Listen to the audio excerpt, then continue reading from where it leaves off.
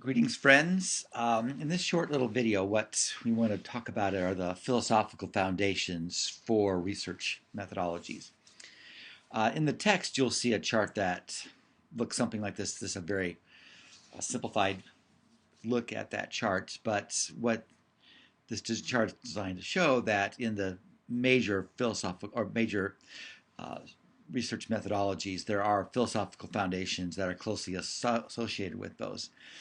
As with most things in life and in academics, these charts simplify something that is far more complex, but there is enough in the way that we look at these things in a holistic way to give you an idea of how these terms may be associated.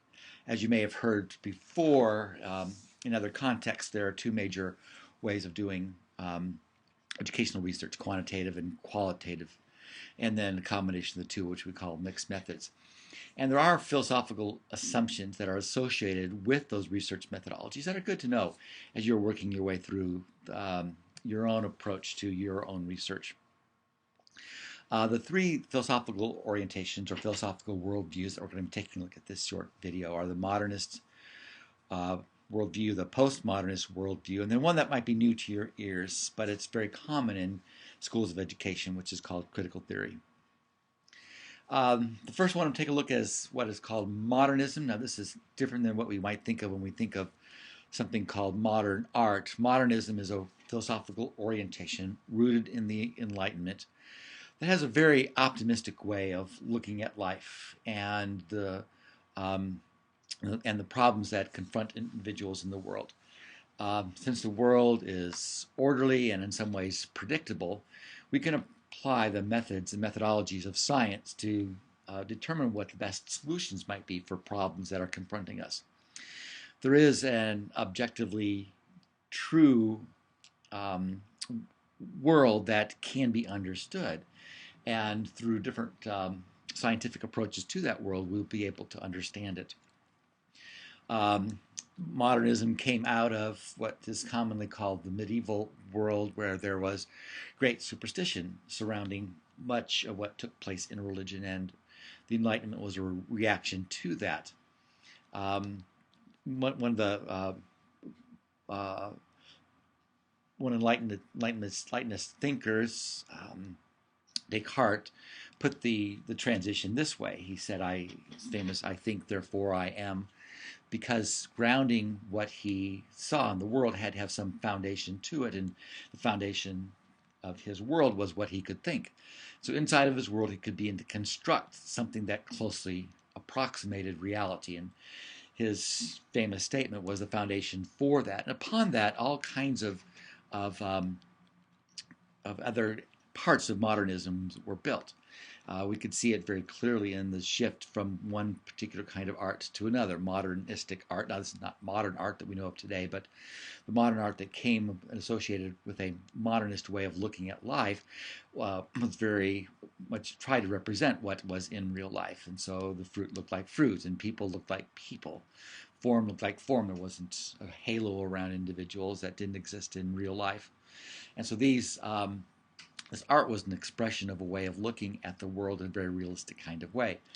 Some of our other systems and structures also have that very objective way of looking at things and creating systems that would be able to take advantage of our newfound understanding of reality. Capitalism as an economic system came out of looking at human interactions in a very scientific way and an understanding of what self-interest is and how it can be used to create social systems and economic systems where people would interact according to those principles. The sciences obviously advanced under the Enlightenment and are definitely a part of a modernistic way of looking at things. So modernism can be summed up as a very optimistic way of looking at life. There is progress that is born out of our understanding of the world and how we can predict from our understanding of that world to future situations.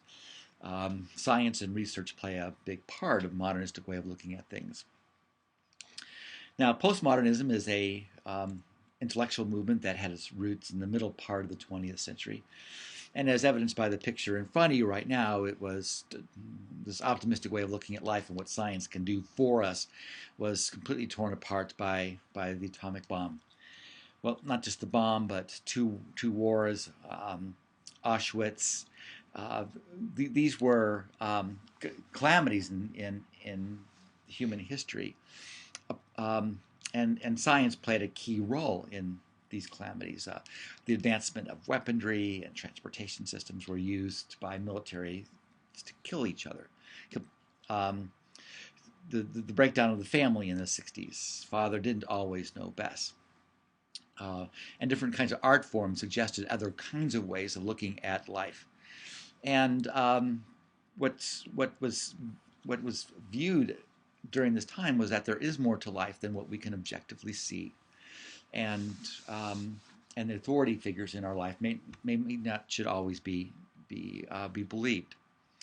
So there was an understanding that the life is much more random than we thought it was, and that art provided a kind of inspiration that maybe was more than what people were experiencing in their churches.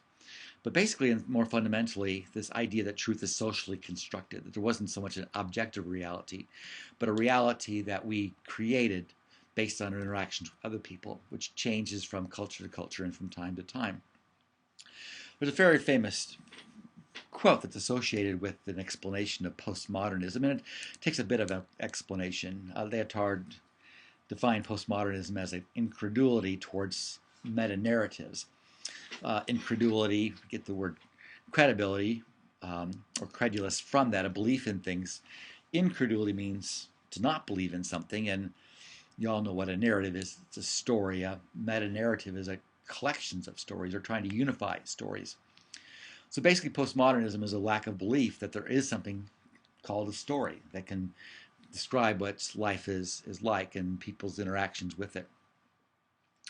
It could be seen in the kind of art that's being displayed. It's a little break from reality and shows emotions and thoughts that are not directly one-to-one correspondent with the world that is around us.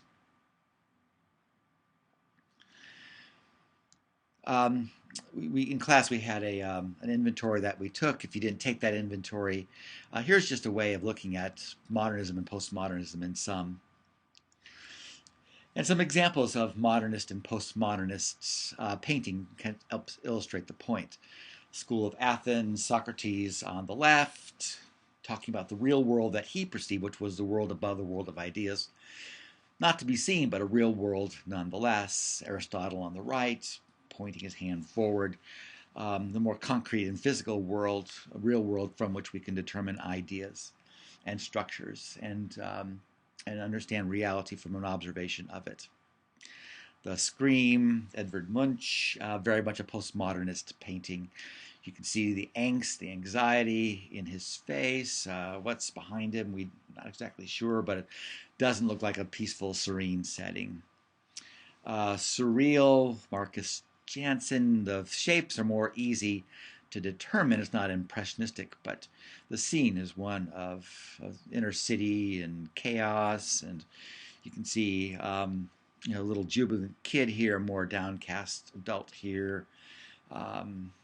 It's like a cry of some kind on the right-hand side. Very much more of a postmodernist painting. This a very modernistic painting, the triumph of liberty, and liberty leading the people. I mentioned there was another theory, another philosophical theory that we'll talk about more in class. It's called critical theory, and you'll see this a lot in schools of education. And what it does is it highlights that there are oftentimes forces that are unseen that are also at work in social structures, and those forces are often political and economic forces, and good research needs to take those into account. And so you see a lot of critical theory approaches, usually in the identity areas of research, gender identity issues, race, ethnicity, and so on. You'll see critical theory as a philosophical underpinning for some kind of research. So as you're making your way through and making your choices about what research to do, there will be a philosophical part to that you'll need to pay attention to.